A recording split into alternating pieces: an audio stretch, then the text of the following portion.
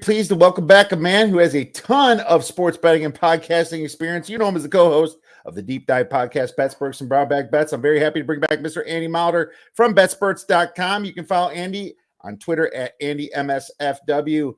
Andy, how's the NFL treating you these days? You know how it goes, little up, little down, little here, little there, but it's been, overall, it's been pretty decent. Found some spots, just been riding the goddamn Seattle gravy train. Yeah. Like every week, it's like, man, is the market caught up yet? I'll just bet a money line again, see what happens. So I'm not even handicapping. I'm just betting. Yeah, I'm just like, I don't know if the market's fully caught. You know, everyone wants to talk Geno, but the market's got to catch up to that defense too a little. So, otherwise it's been good.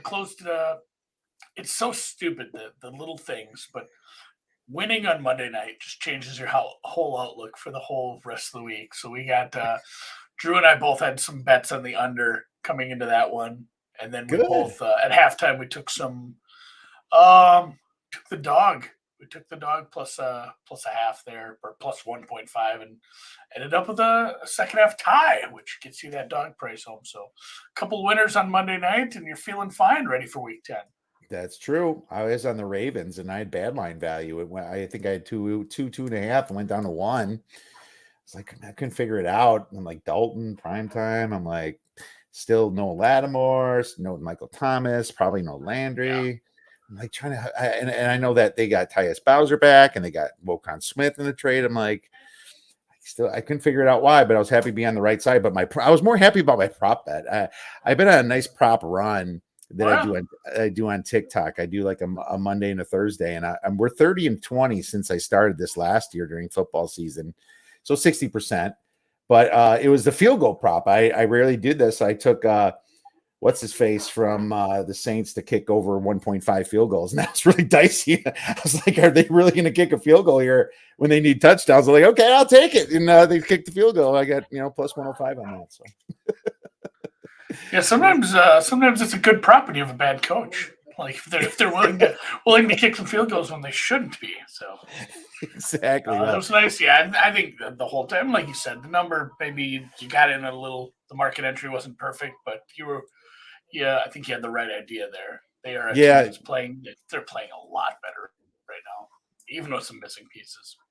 For sure. Yeah. And I just kind of expected a low scoring game. It's just the Ravens just kind of jumped ahead anyway. So it worked out. Speaking of bad coaches, what are your thoughts on the firing of Mr. Frank Reich this week? Was it warranted? So that was a weird situation, right? Maybe the weirdest we've had in a while with a coaching situation. It's like, all right, like I had my theories on this weeks ago when they benched Matt Ryan. I said they pull him into a room. Because after everything they talk about, well, this was, Irsay and Paul and everybody was involved in this decision. So I said, if everyone was involved, they had to sit down. And they say, like, what are we going to do here? You're either switching something, you're switching quarterbacks, you're switching OCs, you're doing something, or maybe you're the switch. So you throw them a bone, you switch quarterbacks, you try that, doesn't work out. You throw them another bone, we lose the OC. And then eventually you run out of bones to throw, and it's your head on the chopping block. And I was saying it. I wish I would have put some money on it. I don't think he was even the full favorite everywhere. I think there's some Cliff and some Hackett over the past few weeks that have been favored. So I didn't get any money down on it, even though I was kind of proclaiming Reich isn't safe. I agreed with everything that they did. Like, this is what you do when you need a change of pace, a different voice. And then it got weird. Like the Saturday thing and the fact that they're having somebody, they didn't really have a play caller in mind for this week. And it feels like it might be a real rough week for them. So I wish they played a better team that I could really get behind backing. But it's going to be a weird week for the Colts. So I guess it's more of a babysitter role for Saturday where he's supposed to just do some talent and team evaluation for ownership, for management, and then so they can, come up with a decent coach search for next year. But odd. It's an odd deal there. Very odd. And, I wish I would have thought more about it before too. I think Jim Irsay is living proof that it's better to be lucky than smart to be a billionaire. I mean, we said Chris Ballard's a winner. It's like he did not set up Reich with an offensive line at all. I don't even care who's back there. They're getting smoked. And then you throw the rookie back there, which made I don't think Ellinger was going to work out in the first place, right?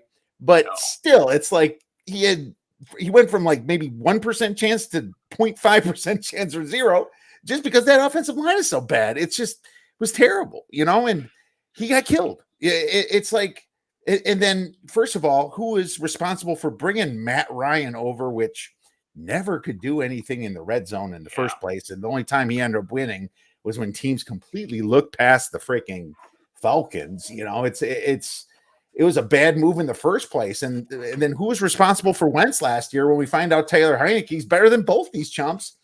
Yeah. It blows my mind that Reich got so much to blame. And I always kind of thought that he was the brains behind the Eagles Super Bowl, but who knows? I guess, you got to move some parts, but keeping Ballard is just stupid in my opinion. I think he was more of a blame than Reich, So I think Reich obviously will end up somewhere. I'd like to see him as a coordinator somewhere, next year. I think that's a good spot for him to get back in with maybe a better franchise. But yeah, like you said, Ellinger was never going to succeed in the NFL. He's not talented enough to be like a good quarterback, but he got put in such a bad situation that like exacerbated. Like you said, that offensive line was way worse than we thought it would be.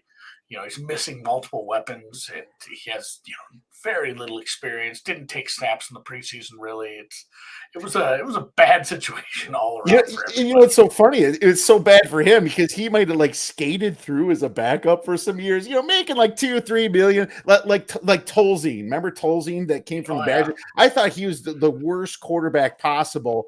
But and same with Stocco that backed up Manning. But they never had to play, so no one knew they were that bad, and they were sitting there just raking money in because they never had to be a back. What a perfect job that was! But it's all ruined for Ellinger now, isn't it? Yeah, run the scout team. That's your job. Like, it's crazy. It is, man. But now the next question is, who's the next coach to go? And my thoughts are, it's tough. I think you can throw McDaniels in there, Josh McDaniel. I think you can throw in, like you can throw in Cliff Kingsbury, but I have some information that says no on him more. And Hackett, Hackett, massive AFC West. Now my season win total under is looking amazing on the Broncos, but would they be fired so fast? You can say Riverboat Ron, but there's so many distractions with Washington. He seems pretty safe to me. I think he couldn't do anything to screw his job up almost. So if I was going to say who's the next coach to go, I would go with Hackett, because Kingsbury, I've been told, and I am in Cardinals land from some people that work there, that they would just grab the play calling duties before and just wait till the offseason. And that's kind of how the Bill Bells do it. Plus, Steve Keim's job is not in danger at all. He's buddies with them, so it's not like the GM feels pressure to do it just this soon.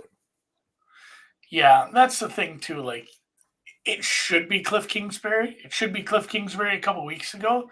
But as Drew and I brought this up too, it's a cheap franchise. They don't want to buy him out. They don't want to pay a contract for a guy they're not using.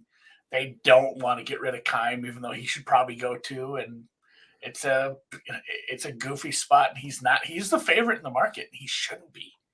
Like, the only way that Cliff Kingsbury is your next head coach fired is if no other head coaches are fired during the season, and he's just the first news dump on Black Monday. Like, that's the soonest Cliff Kingsbury could be fired, I think, is after the season. And I still don't think that's actually going to happen. I think that they're just too cheap. And like you said, there's no pressure from above to, get rid of something and pass the blame on. So Hackett, probably.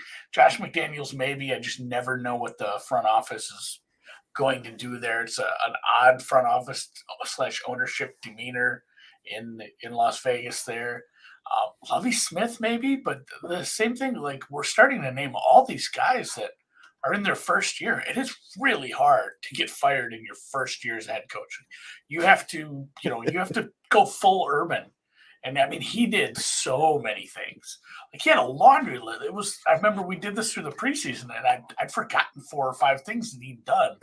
Like with the, hiring the coach that he had to fire because he was problematic. And he had those, some practice violations right off the bat. Like he did like 15 things. So it feels like it's hard to get fired your first season. And that puts you in like Ron Rivera, Dan Campbell kind of situations. Yeah, like you said, I'm not even sure if ownership knows the record right now of the Commanders. They've got bigger fish to fry. I'm not even sure they're worried about the product on the field. Like that, there's lawsuits and they might have to sell the team. So who knows? Maybe Dan Campbell, if they start to lose the locker room a little there. But yeah, I'm not sure we see one during the season. I think it's really sad when these franchises are built with terrible position group, like I said with the Colts. It's not like Jared Goff was. I mean, first of all, you traded Matt Stafford and they won the Super Bowl. You took Goff off their hands, and now you're going to make Dan Campbell responsible for all that. Now, Goff is actually overperforming their defense, which has been really bad. So it's like, is that Dan Campbell's fault that your defense is absolutely terrible? Probably not so much. I think it's more GM based as well. So it's funny how the head coach takes the fall in a lot of these situations. It's just very intriguing, but always a little talking point for us sports bettors. I did make a first coach fired bet today. Okay. It was in hockey though. In hockey. The Rangers coach was like 40-1. Like I'll put a few bucks on that. That could. You've done so well the last couple of years. Well, year before last for sure. Yeah. That's interesting. I don't follow hockey quite enough. It wasn't. It was somebody else mentioned it. I'm like, I'll put a few bucks on that. I'm like, I don't have anything in the NFL right now. There you go, buddy. Nice. Well, let's get into some games then, my friend. Starting with a big game coming up this Thursday for people that live in Georgia. I guess it's Atlanta versus Carolina. It's not. What's funny about this game is that the last game was a massive fantasy shootout, like fantasy football. Probably love that game. As far as just an NFL game, it's not great, but I will say that there's some storylines to it. It's interesting to see this go. It got up to 3 for a little bit, and I'll share the odds screen. I think it's kind of crawled back to 2.5. And I'll be honest, I took it when it hit the 3. It is back to 2.5, and I'm glad I have a little bit of line value now. But the thing is this, PJ Walker is starting. I found that interesting. I think he's going to be on a short leash again against Baker. But this is two bad teams, and I almost have a rule when there's two bad teams that play each other, you take the points. I think the Falcons have been getting by on smoke and mirrors, and I think the Panthers remember all too well that they could have possibly won that game against the Falcons and kind of choked it away there. I think the Falcons secondary is absolutely horrible. I think that every quarterback on this Carolina Panthers team is playing for a job. I took the 3, but I don't like it at 2.5 so much because I do have the Falcons a tick better than them via the power ratings. Any thoughts on the Thursday night special? Yeah, short week for the only problem I have with like the Carolina Panthers is that you have you're sitting there in an interim coach on a short week to prep. Granted, it's a team you should know well. It's a team you've already played, so maybe that helps a little. But yeah, like I almost looked at the Falcons and I realized, like, hey, Andy, what are we doing here? You're not going to bet a bad team as a favorite on the road in a divisional game. Like this is a game where it almost turned into like Panthers or nothing. And I'm like, man, Andy, what are you doing? You're not going to bet on Carolina Panthers again to stay close in a game like this. And yes, the Falcons secondary has been really beat up, but if you don't have the arm, you don't have the passing game to take advantage of it. Maybe it's just you're going to end up in a stupid close game like they did last week against. I don't want to put Herbert anywhere close to PJ Walker, but Herbert missing his top 2 receivers, it's a whole different story. So, yeah, this was a pass on me for this one. The total's probably pretty bang on as well. I ended up staying away from this one completely. I don't hate though, just divisional game, home dog. Yeah, matter. That's two bad teams take the points. Yeah, my total says to bet the over, but I'm not going to do it. It's a weird low total after the last game went to 60 points and went to overtime. But it just goes to show you that, that's not the norm. And the market's smarter than, the people that are betting it. Anybody casual better might say, I'm going to bet the over because that's how it happened. And I could see that this game doesn't even get a touchdown in it. I can see this game has multiple pick sixes. It's just all over the place. High variance, low confidence game for me.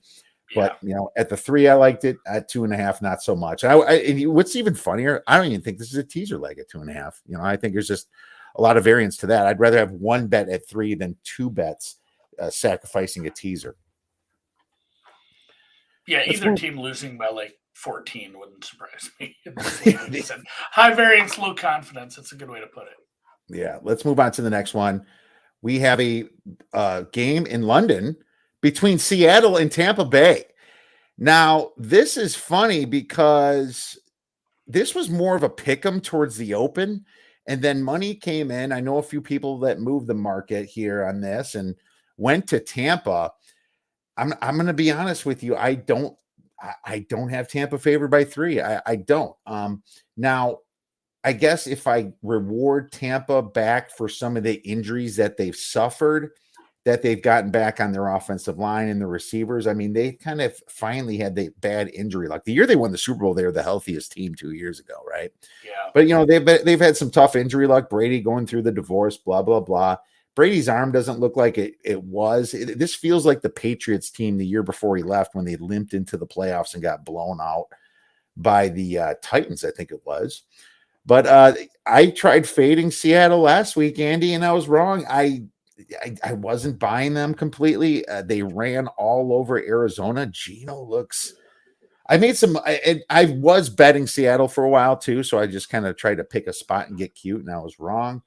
But right now at the 3, man, it's only Seattle for me. What are your thoughts? Yeah, and I think a big knock on Seattle, and rightfully so, is haven't really played or beat any good teams. Yeah, that's fine. Are we sure the Buccaneers in their current situation on a true neutral in a weird travel spot with a ton of injuries are a good team? I think it's, you could put them pretty close to basically the last few teams they've played, the last few teams they've beat.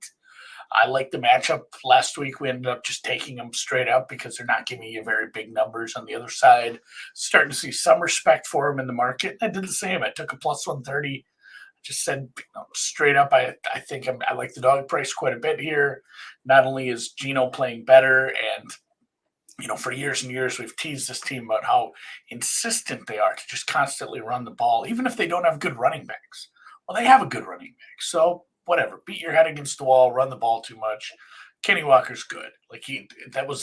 I hate drafting running backs because you can get them a lot cheaper usually, but that was a decent one. It worked out. He's good. Geno's playing well. We said it preseason. They have 2 really good wide receivers. The defense, I don't know. I need somebody to break this down for me. The defense has played well above where I had them. They were honestly horrific last year without showing up on paper as horrific. They were one of these teams that just gave you anything you wanted underneath. They refused to be beaten over the top, so they'd let you just get 40 yards of play, just constant short stuff, and people went up and down the field on them. And it's not definitely not a great defense, but it's much better than I had it preseason. So I'm kind of sold on this team still being behind in the market. I took some money line here. Why not? Their defense is it's funny. Jamal Adams gets injured, and you're like, oh my god, that's even better for us fading the Eagles. My NFL, and I'm doing well in season win total bets. My NFL Eagles Seattle one's completely dead right now, and it should be. I was wrong, and I am shocked that Pete Carroll got this team going. And it also makes a little sense seeing Russell Wilson in Denver not exactly lighting it up right now. Jesus, what can I say that Seattle might have upgraded in the quarterback position? Something that's just absolutely blowing my mind. I mean, right now it kind of feels that way. And I want to give Shane Waldron some credit. I don't know how much is Pete, if Pete's just letting them run with this offense. And this offense looks a lot better than it did. And last year it was hard to evaluate because Russ maybe wasn't as good as he was in years prior. And then he missed a chunk of time for injury and then came back too early. So it was tough to evaluate this offense based off last year. Like, yeah, Russ would do play action and whip it down the field a lot last year. His intended air yards were massive last year, and it was all up to DK Metcalf and Lockett catching the ball last year. Andy, you look at Tampa, and the path to victory for Seattle's been running the ball, and I look at Tampa as a great run D, but man, they're only 19th in rush EPA. That's not good. They were like a top team. Now I know Hakeem Hicks missed a few games, but geez. I don't think this should be 3. I think this should be closer to pick 'em personally. Yeah, so. that probably, like you touched on it, that's the fly in the ointment. Hicks getting back helps the run defense, but I still think they'll be successful with Walker in that scheme. Yeah, I do too. Absolutely. This is if you've been betting Seattle, kind of like what Andy and I have been talking about, why would you get off them now? This is a great spot for them. Yeah. Sometimes people bet on names, just like Aaron Rodgers and the Packers against the Lions last week. They bet names and forget that metrics are saying to go differently. I think that's important to focus on after this massive data size that we have for roughly 9 weeks in the NFL. It's enough. You should be able to make some sort of decisions on it, even in a sport that obviously never has a complete great data set like baseball or basketball. Next game is Cleveland versus Miami, and Cleveland's plus 3.5, and there's been money coming out of Cleveland. Andy, this was at 4 before. I was on the Bears last week against Miami. I just thought it was a great spot for the Bears, and it was really Justin Fields. I think if they don't give up that punt return touchdown and have some decent officiating at the end of the game, the Bears might have won that game. Miami, so stacked. Tua's passes are so fluttery. I was surprised he was able to throw in the wind last week. Maybe it wasn't that windy at Soldier Field like it called for, but Cleveland's coming off the bye, road dog off the bye. That's always a good buy on spot. My lean is to Cleveland here. I think I have this more of a 2.5, but I haven't gotten to the window for some reason. Maybe you can talk me on or off it. Yeah, I played it. I played the Browns. I know the rest is probably built in, and it was 4. There's been some steam that's come in. I think it's deserved right now, the Miami defense. And I played some over. That was like my only really, I had a couple of nice wins. Last week I had some ugly losses, but like the Browns, or excuse me, the Bears Dolphins over, we were pounding the table for that one. So it always feels good when it really comes through nice and easy like that. Andy, I bet that one, and I chickened out to give it out as a premium play. I bet it personally. I'm like, I'm already invested on the Bears. Do I want a double loss here? And I chickened out, and I would have hit both. Yeah, that's it's another spot too where the Dolphins defense can be beat. You can run on them. We've seen Brissett kind of up and down, but you do have some weapons there with Cooper. I think you can throw to either running back as well. Miami's defense is not that good. No. And I get it with Tyreek Hill and Waddle and what they've done and getting them the ball in space, but this is another one where the weather might be nasty down there. We have seen high winds. It's hard to call it this early in the week, but I think advantage there goes to the team with the better running backs and the better pass rush, the better front seven, and the way they looked against Cincinnati. If we get any sniff of those guys, like those guys are playing with their hair on fire. Against Cincinnati, everybody, not just Garrett, everybody on that front 4, front 7. If they play anywhere near that level, I worry for this Miami offense. It's hard to, it's much harder to convert third downs when it's 3rd and 17 because you took a sack and a tackle for a loss on the first 2 plays. If Denzel Ward is back too, and Jeremiah Owusu-Koramoah. That's a dang good play. You got it 4 or 3.5. I think. I might get to the table here. Yeah, well, Ward's practicing. I don't know, the concussion protocol is so weird. I hate making calls off that. Yeah, you get cleared to practice, but it doesn't always mean you can play. So hopefully Ward plays. It's gonna be great. All right, let's move on to the next game.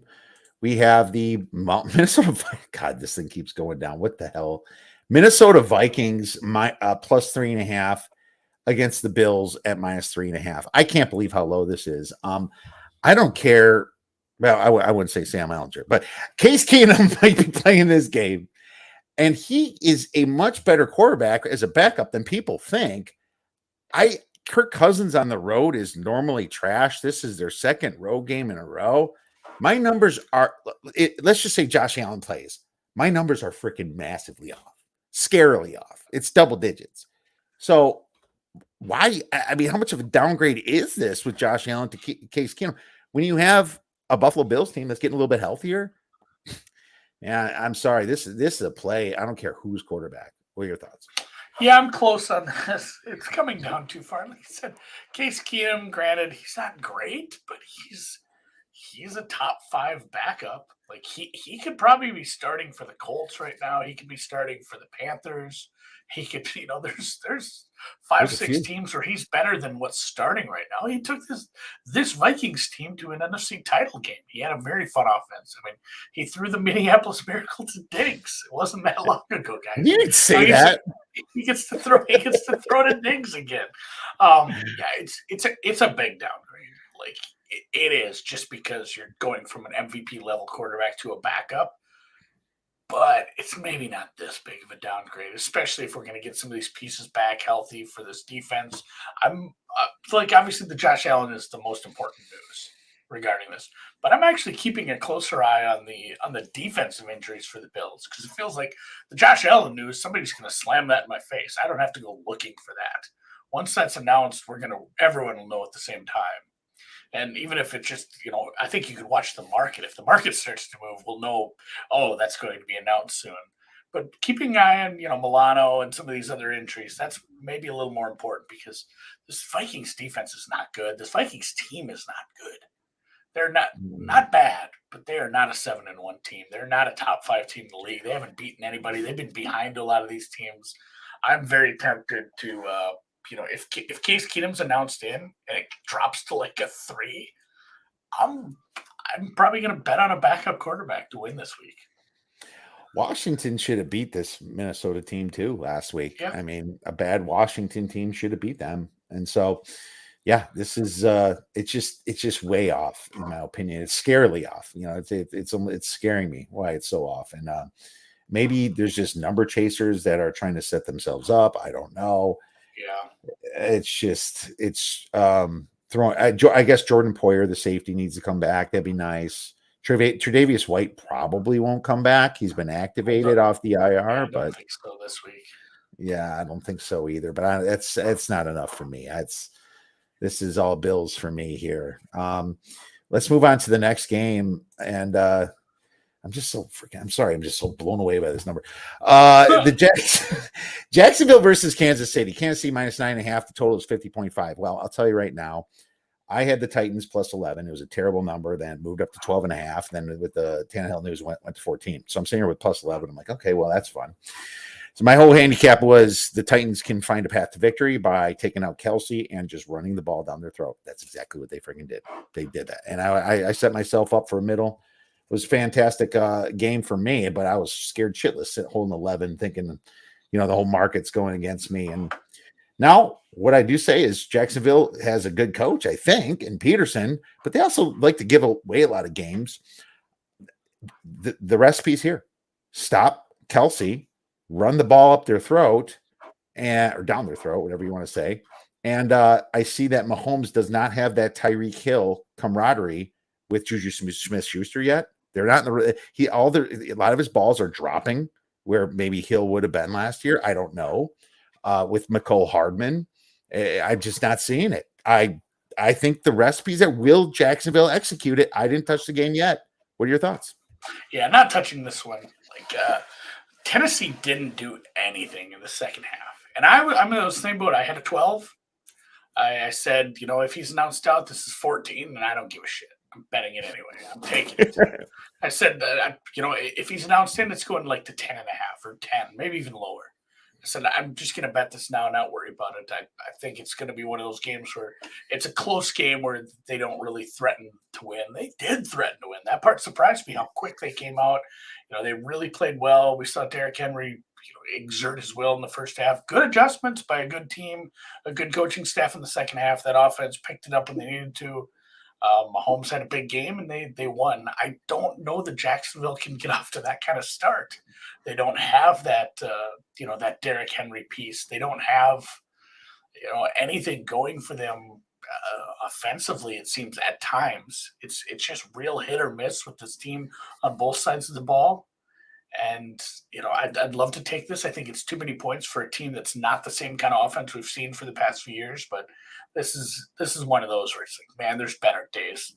There's better ways to spend my money than betting Jacksonville again this year. They've gotten me That's plenty true. of times. Oh God! And every week my numbers say to bet them, but I've lost too much on them. And then last week, of course, they do it. And but you were sure shitting your pants in the first half, Oh, man. yeah. And then the next game, this Lions Bears. I have a play on this game, and it does. If this see, here's another problem. You don't have to bet this Jacksonville game because there's just a lot of nuggets here this week. I've been hating NFL weeks, but I'm finding stuff, whether that turns Yeah, I out have a good or lot of bad bets for me. this week. Yeah, I have a lot of bets this week somehow. I know. So in this Bears game here, it throws me off a little bit. Why is this total 48? I mean, maybe it's because they stopped the Packers, the Lions, kind of last week, but the Packers just threw 3 red zone picks. Basically, that should have been a much different game. I bet the over 48. It's 48 and a half. I'm shocked it didn't get to 49 and a half. The side keeps going back and forth. I wrote 2.5. It's 3, as you saw in the DraftKings. The Lions, they have no defense. I'm sorry, they have none. Number 4 in they're dead last in yards per play on defense. Bottom 2 in defensive EPA. The Bears themselves are bottom 4 in defensive EPA. They've done a little bit better, but you got to understand that some of their numbers had Roquan Smith in there, their leaning linebacker, and also their pass rusher. They just traded away to the Eagles, Robert. What's his name? Quinn. So this screams over. I mean, Fields is getting yards now. He's rushing the ball. I think Getsy's kind of got this team where he wants on offense. They're very motivated, but so is Goff. And Goff can score some points himself. Swift should be more healthy. They got their offensive line somewhat back from injury. I see a easy over here. I looked at the weather and it shows sunshine. My number is actually 55 on this from my algorithm. So I had to bet it, and I bet it again, 2 stars over 48 and a half. What are your thoughts? I bet this over 48 as well right away on Sunday. The fly in the ointment here, I guess, is the Lions offense, little hit or miss.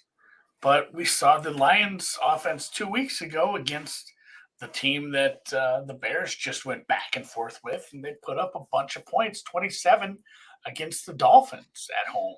Granted, indoor game. The Bears defense is not good. And yeah, they traded away 2 decent players. And we've seen them take a step back on defense, on already kind of bad defense. And right now, I'd rate the Bears offense, what they're doing, better than the Packers, which is not something, even a couple games in, when you realize, like, oh man, they don't have receivers in Green Bay. This sucks. Like, even then, like, where the Bears were, there's no way I thought that I'd have them even close. But the Bears are doing this thing where they're not being stubborn anymore, saying, hey, this works. Like, let's just let Justin run. And if that's how we move the ball and that's how we stay in games, get in games, have some fun, score some points, and so be it. We're not going to try to force it. I wish they'd run less with Montgomery, more with Herbert, more with the quarterback, and he's even finding Komet a little. So this Bears offense has taken some big steps forward over the last month. And yeah, the Lions didn't score many points last week. I need them to step up a little against another bad defense, and again on a road game. But like you said, the Packers only scoring 9 points was kind of an illusion. They drove the field numerous times and then threw red zone picks. Like, the Packers probably should have scored. I mean, just looking at that game, how many yards they had. If you want to, it's different every season. I think we're using about 16 for average, but the Packers had 389 yards. It's not a huge day, but normally a team that has 389 yards should score about 24 points. It's it's way above average.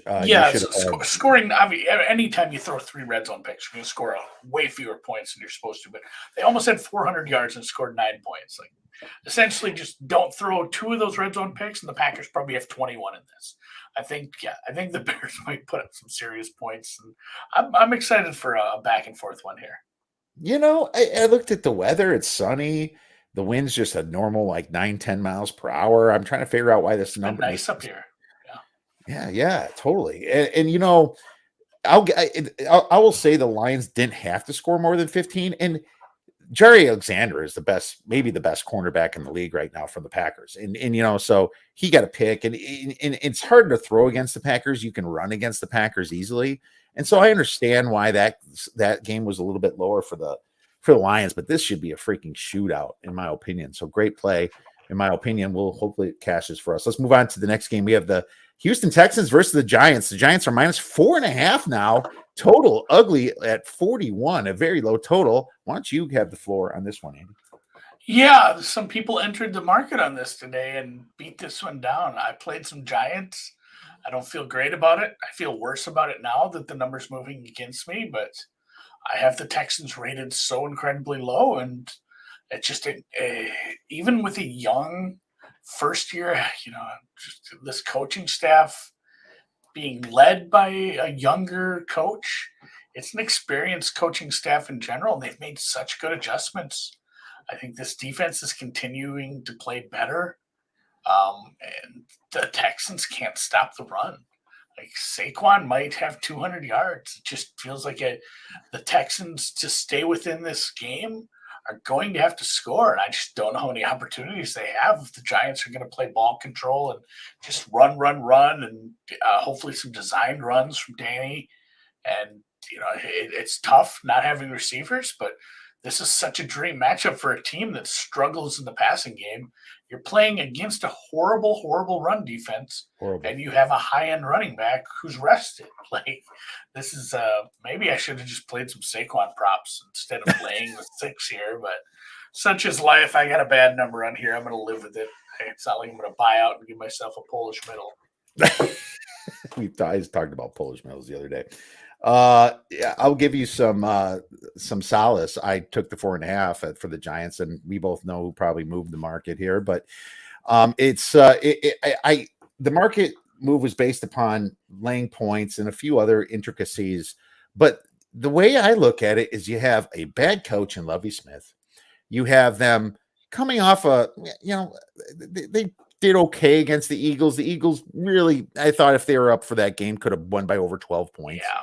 And then you have one of the best rushing teams with a fiery head coach in Dayball coming off the bye against the weakness of the Texans, which is massively against the run. I don't know why this site's not pulling up, but it seems to be a simple play under the 6 for me. I took it at 4.5 for Saquon, and I agree with his rushing prop. I think you should slam the rushing prop, but this should be a simple cover for them, in my opinion, just based upon matchup. This is a quite the low total, and I think the low total is screaming, will the Texans score that much? I don't think so. My perfect numbers are 6.5 based upon my metric, but it's a play for me at 4.5. So I'm on your side. I hope we both cash it. I think. Yeah, and Kenny Galladay playing, that helps. Like, it's a rested offense, a well-coached team, and basically you really, really have a one-dimensional team with the Texans. And I guess Nico and God, who's our receiver that was supposed to be traded? Whose name's escaping me right now? Brandon Cooks and Nico Collins. Yeah. They may play, but we haven't seen much from anybody this year as far as offense outside of. Yeah, I would game plan to stop Pierce and say try to beat me with this. Your second-year quarterback here. See how this goes. Yeah, one that was even looked at as a top one anyway. So complete agreement there. Denver versus Titans. For the sake of time, I'm going to pass and just say I'm going to tease the Broncos. So it'll be a part of my teaser leg that I give out later. And it's a perfect teaser leg. It's a low total of 36.5. So there's nothing more I need to say about this game, I think, but maybe you have something. I played a little under. I've been playing Denver unders every week, except when they're on bye. It was 39. I said this should still get lower. Well, you got a great number. You have a great number. 36.5 is disgusting. It's like we're watching Iowa play like Michigan State or something. Yeah, it's a Big Ten game. Run, run, run, run, run, run, punt. Next game, we have the Saints versus the Steelers. Steelers coming off the bye, home dog plus 2.5. It's not at 3.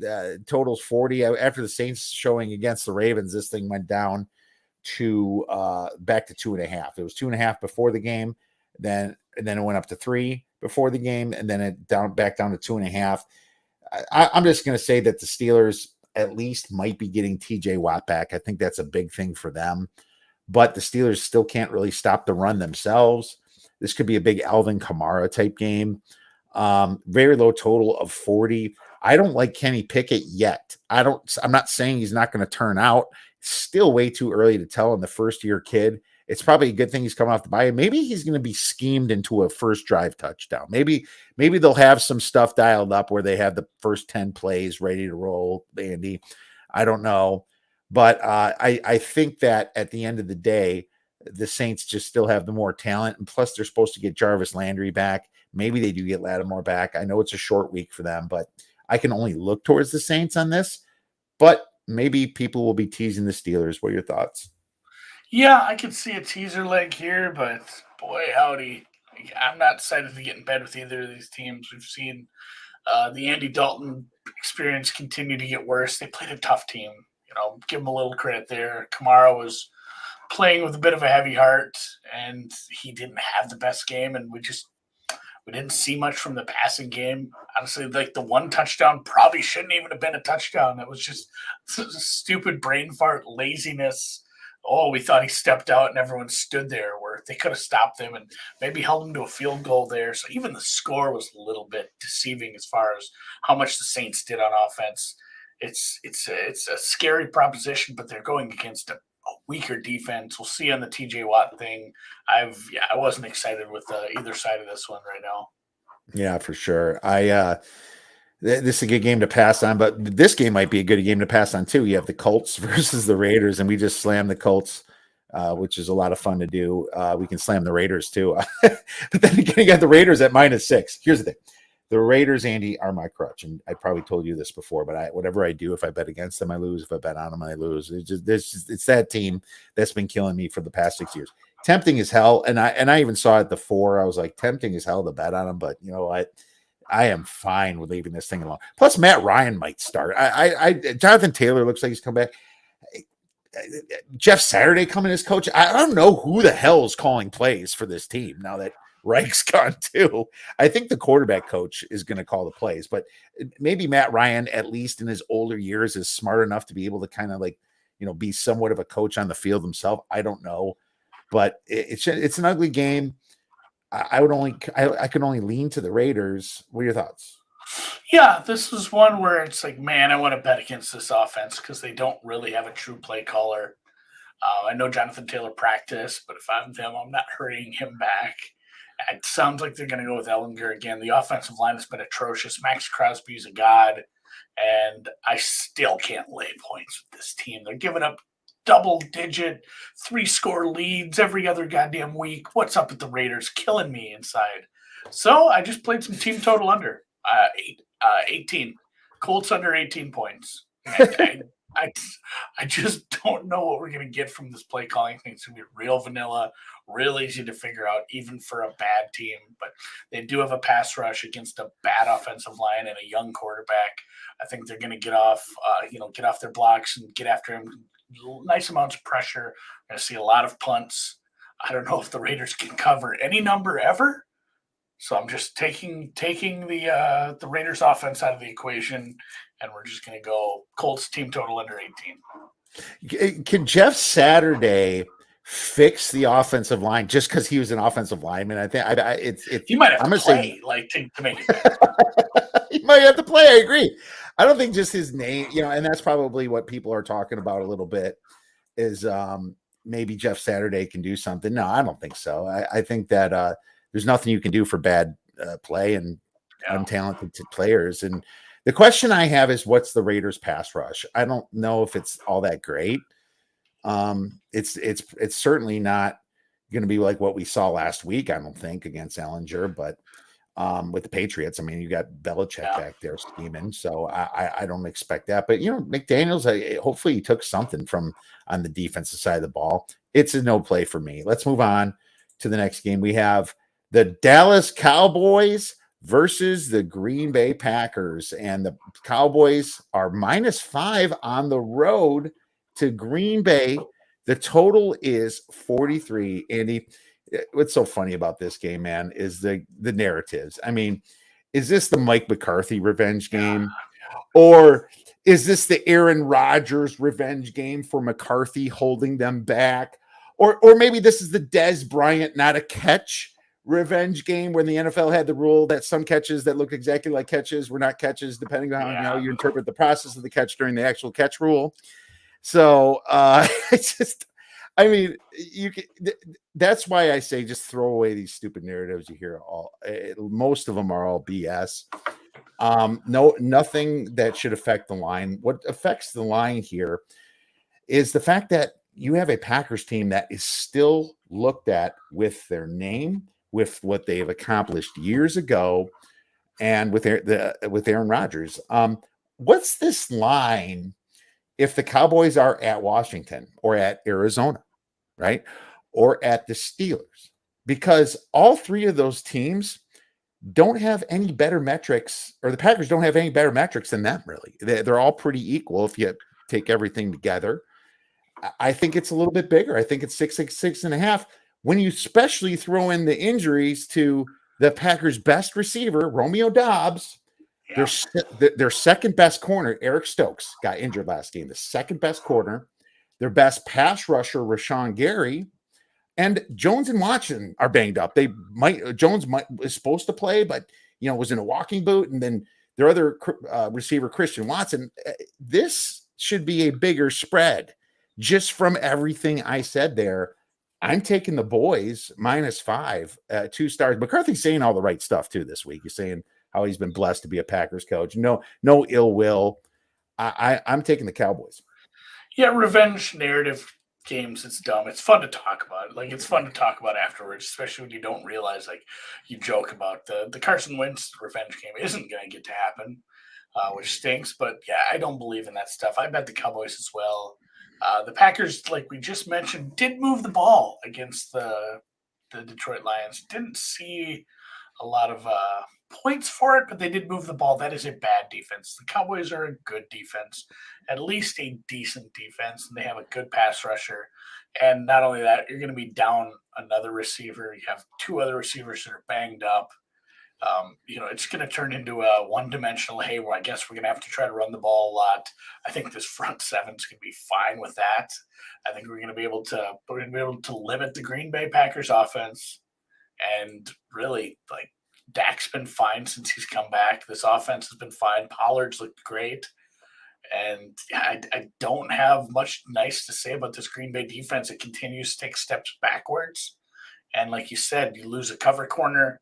You lose a really good pass rusher. Honestly, probably a top 10 pass rusher in the league right now. Like, Rashawn Gary's been great up front. That's a huge blow to this defense. So all the injuries that Green Bay suffered, plus just how they've looked on offense, I laid the 5. I don't make it my business to lay bigger spreads on the road, but I think this should be a touchdown. This is scary, Andy. We're on a lot of the same shit. I know it. Yeah, I go how you go this week, I guess. So I hope you have a good week. Yeah, jeez. Best of luck to you, Andy. Man, I hope you crush it. Like, seriously, but no. I think there's only one way you can go with this, and quit looking at the name Packers. Sometimes just don't look at the names of any of the NFL teams and look at the metrics and kind of see what's going on. Get those distractions out of your head. So my head was in my ass or something, because this is now +1. It's the Cardinals at the Rams, and I was thinking this was like 3, and I did bet the Cardinals at 3.5. Thank goodness. There you go. Look at us. Early in the week, but now I have to find out if it moved past my number. I'm gonna have to recheck this. What's it doing at 1? And I just checked the injury report. Stafford's got a concussion possibly, so that's the reason. Right in the middle. Yeah, I bet this at 4 on Sunday. I'm very happy. I'm very happy to be on the same side as you again here. There you go. But yeah, I mean, it's a it's a decent matchup. Even though I bet against the Cardinals last week and they're on the road, it is an NFC West matchup where I almost always take the Dogs. The Dogs have done very well over the past couple of years, especially straight up. I was tempted to take the Cardinals straight up, but I'm like, man, I'm getting 4, 3.5. Yeah. We're fine with that. I guess I wish I would have, because I almost would have bought back on the other side at this point. And the Stafford, if he were to miss, this is probably a midpoint number again, where if Stafford were announced out, this is going to be flip favorite. You'll have Cardinals -2, 2.5. It's a decent step down to what John Wolford, I think, is still our backup out there. And he's played some hell. He played a playoff game, guys, but he's a decent step down from Stafford, who's still probably carrying some injuries.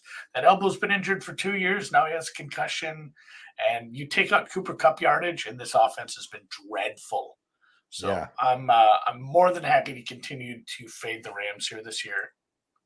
I'm not so sure I'd be jumping at it at this number, but if you wait, there's not a big difference between getting a +1 and like a -1, -2. Those aren't super, key numbers. Like if you can be fast when you hear Stafford's out, I'd play this up to like Cardinals -2, -2.5. All right. Well, listen to that. That's good. Yeah. So I just checked the Raiders real quick. They're 30th in adjusted sack rate. So Ellinger might actually be a little safe. Yeah, they get decent pressure. They don't finish. So I need Max Crosby. He hasn't had a sack in like 3 weeks. I need him to actually finish one of these. Good stuff, man. No, we are on the right side then. It's too bad they can't use our numbers for our own contest plays. I got the number. You should give it to me. Exactly. Come on. Nah, that was simple. I still like the Cardinals here. Who's behind Stafford again? It might be John Wolford. Okay, Wolford. Okay. I will say Stafford's playing so bad that maybe it's only a 2 to 3 point downgrade at the most. I don't see this flying to like Cardinals -3.5. Like I said, it'll flip favorite, but it'll still stay short of 3. Good stuff. Let's move on to Chargers 49ers. Niners -7, total 45.5. Chargers massively banged up. Is Keenan Allen playing or not? I think Palmer played last week, didn't he? I thought he did. Yeah, Palmer played. Palmer was their leading receiver. That's basically their only receiver that has a decent amount of experience. And Keenan Allen might never play again, man. I've just given up on ever seeing him on a field again at this point. Dude's always injured. But here's the thing: is Deebo Samuel going to be back? I think so. He was kind of questionable that before the bye week, and they held him out, and they still beat the Rams, which I got talked off a contest play when I had a nice Niners number on that. Actually, number was bad, but they ended up winning easily. But going back to this game, -7 is probably a good number. I took it at 6.5 on Sunday or Monday. It was probably Monday morning. So I took it before it got to 7, but I still think this could be a really good teaser leg at 7 right now. There's a few injuries I'm waiting to hear on the Niners. A little shameless plug here for Fantasy Life app, which is a partner of Betsperts. Like I just got the alert from them saying that Debo and Juwan Jennings fully participated today. That'd be if we have Debo and CMC against another. I keep running into these teams that are horrible against the run so far this year. But if you got Debo and CMC running the ball, there's no reason to be taking the points with Bengals. The Bolts team, Chargers, that don't have wide receivers at this moment. We saw how bad that offense looked against a really, really bad Atlanta defense. If that's all they could muster against a bad defense, what are they going to muster against a good defense? True that. So, I like your play. I hate that it's gone up. I would have loved a 6.5. I think I agree with you as well. Good teaser leg. Yeah, for sure. And Keenan Allen says, at least on ESPN's report, that Allen isn't expected to practice Wednesday. I throw him, like you said. I think throw him in the trash. Let's get him out of here. I think that this will go to 7.5 when it's official. Personally, I know that they have some good weapons in Eckler. Palmer did well, but this is the Niners coming off a bye. They're hungry. They're remotivated. I I'm afraid for Herbert this week. I told my friend that you better start Justin Fields over Herbert in your fantasy football league if you want to be a winner this week. So I think this is, I would still take the 7 probably, but yeah, teaser leg 100%. What do we have left? The Washington Commanders at the Philadelphia Eagles, -10.5, total 44.5. A couple weeks ago, Andy, I said, well, the Eagles' rush EPA on defense is pretty bad. But yet, maybe people are betting against the Eagles because of it, and the Eagles are covering anyway. Well, you saw last week that Houston was able to kind of slow that game down and ugly it up a little bit, enough to cover the big number of 14. And that's just the way that you attack the Eagles, I guess. But now is Riverboat Ron smart enough to figure that out? I will say I like Heineke better than Wentz. I will say they have some pretty good receivers over there. I don't know if Samuel's playing. I know McLaurin is. Dotson's probably out. But I think you run the ball. It's a division game. Double-digit dog. Very tempting for the Washington Commanders. I didn't take it yet, but I lean it. What are your thoughts? Yeah, same thing. Divisional game, big dog at home. We've seen there's a way to maybe not beat the Eagles, but stick with the Eagles. And, someone who can run the ball and then keep with a team like the Eagles and then maybe find something through the air late or find some scores, play some defense. They can probably, be the first team to take this team down. I don't think the Commanders are the team to break the streak. I lean towards the points. Haven't played it yet, though. A fairly decent gap still. Maybe not this big of a number, but I haven't played this yet. I would, if you did make me play this, it'd be a Commanders play. I have enough plays on the card this week. I know. And that should never come into really the handicap. But it's like, this isn't a super strong play, and I already bet like 10 games, man. I know, and my metrics came up to 11.65. It's like, even though I just see the path that Washington has to take. Are they smart enough to do it? Do they screw something up? I don't know. So it's just that's where we're sitting. We don't have to bet this until the end. Maybe when you kick some ass this week, Andy, we'll have a little extra dough to throw some beer money or whatever we want on this game. Because I don't see this getting below 10. I don't think so. No, that's why I think if you want the Commanders, you got time. Yeah. All right, man. Great stuff.